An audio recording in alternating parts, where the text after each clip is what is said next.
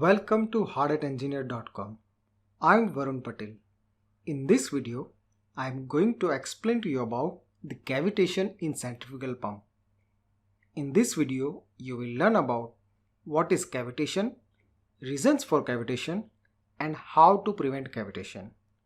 So watch the full video to get a complete understanding of these topics. And don't forget to subscribe because that way you will get the notification of my new videos. You can subscribe right now by just clicking the subscribe button on the right hand side of your screen.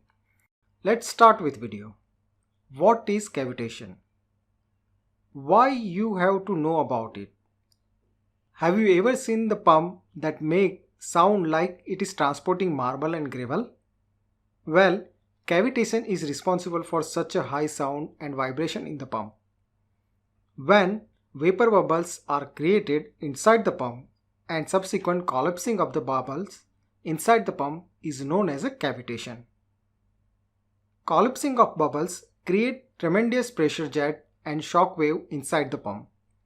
This will result in high noise and vibration in the pump. There are many reasons for vapor bubble creation. I will explain to you the same in a minute. First, look at the image shown here. It shows collapsing of bubbles near the surface and away from the surface. When vapor bubble collapse far from the surface as shown here, it will create shock wave inside the liquid. And when vapor collapse near the surface, the pressure jet hit the surface with pressure in the range of 10,000 to 15,000 psi. Yes, that is in the range of 10 to 15,000 psi. This will create a pit and erode the surface.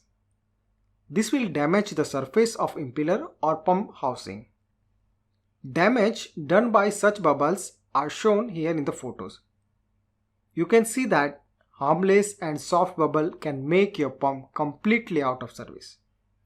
We all know that when liquid gets boiled, vapor bubbles start appearing in the liquid.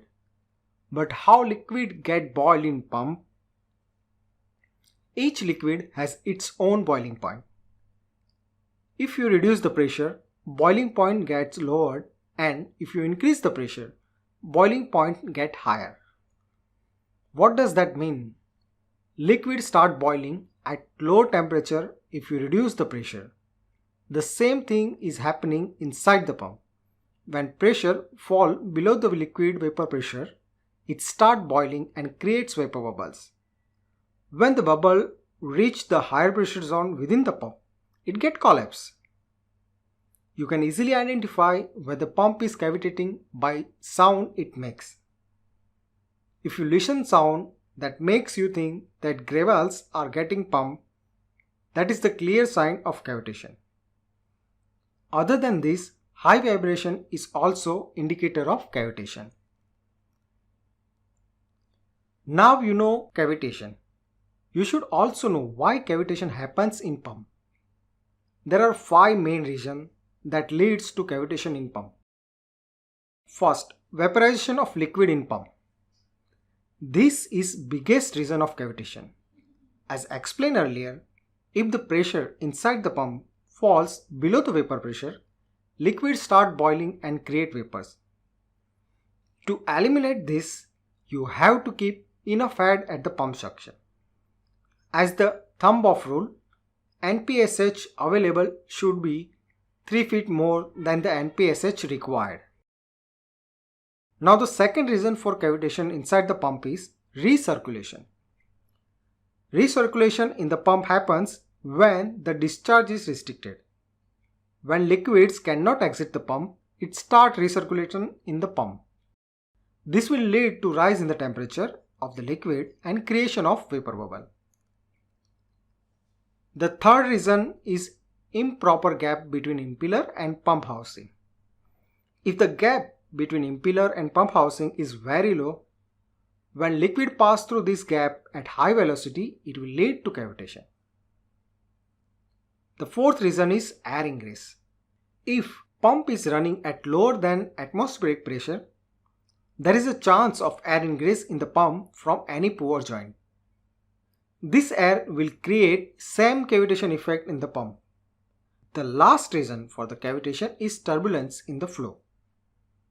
Turbulence or vortex occur in the flowing liquid due to various design-related reasons in the piping system.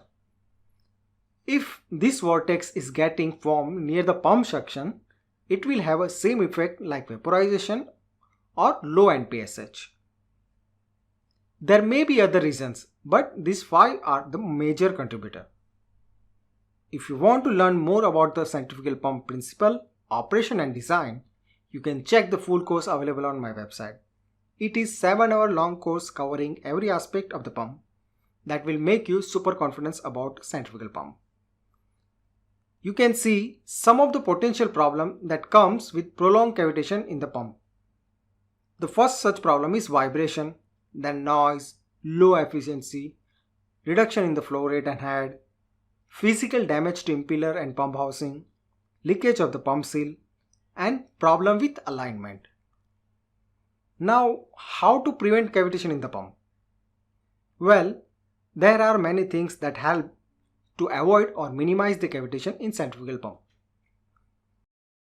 First, make sure pump has enough head at suction.